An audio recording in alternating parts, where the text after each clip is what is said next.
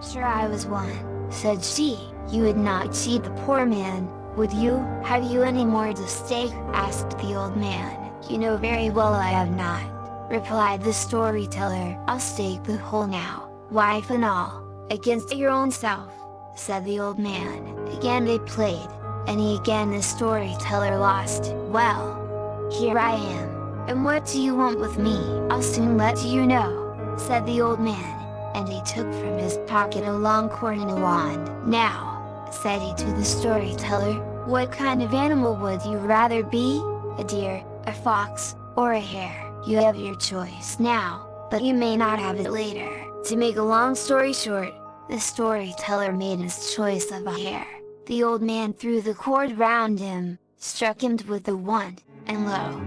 a long-eared, frisky hare was skipping and jumping on the green. But it wasn't for long, but his wife called the hounds, and set them on him. The hare fled, the dogs followed. Round the field ran a high wall, so that run as he might, he couldn't get out, and mightily diverted were beggar and lady to see him twist and double.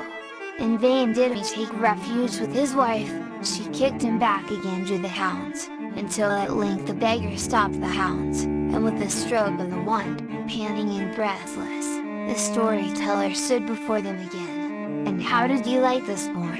said the beggar. "It might be sport to others," replied the storyteller, looking at his wife.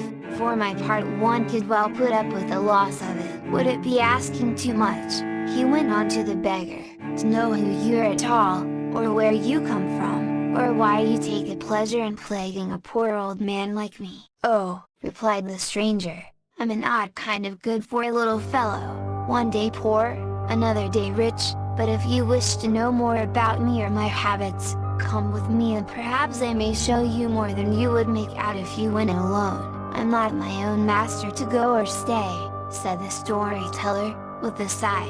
The stranger put one hand into his wallet and drew out of it before their eyes a well-looking middle-aged man, to whom he spoke as follows: "By all you heard and saw since I put you into my wallet, take charge of this lady and of the carriage and horses, and have them ready for me whenever I want them." Scarcely had he said these words when all vanished, and the storyteller found himself at the Fox's Ford, near the castle of Red Hugh O'Donnell. He could see all but none could see him. O'Donnell was in his hall, and heaviness of flesh and weariness of spirit were upon him. "Go out," said he to his doorkeeper, "and see who or what may be coming." The doorkeeper went, and what he saw was a lank, grey beggarman, have his sword buried behind his haunch, his to the storyteller at fault. Illustration 1.png, shoes full of cold road water sousing about him, the tips of his 2 ears out through his old hat, his 2 shoulders out through his scant tattered cloak, and in his hand a green wand of holly. "Save you, O'Donnell," said the lank grey beggarman. "And you likewise," said O'Donnell. "Whence come you, and what is your craft?" "I come from the outmost stream of earth, from the glens where the white swans glide, a night in Isla, a night in Man, a night on the cold hillside." "It's the great traveler you are," said O'Donnell. "Maybe you've learned something on the road." "I am a juggler," said the lank grey beggarman, "and for 5 pieces of silver you shall see a trick of mine." "You shall have them," said O'Donnell, and the lank grey beggarman took 3 small straws and placed them in his hand.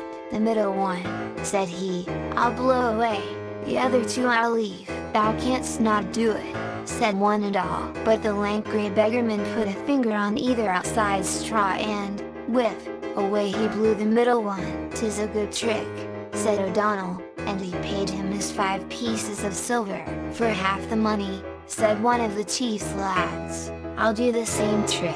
"Take him at his word, O'Donnell,"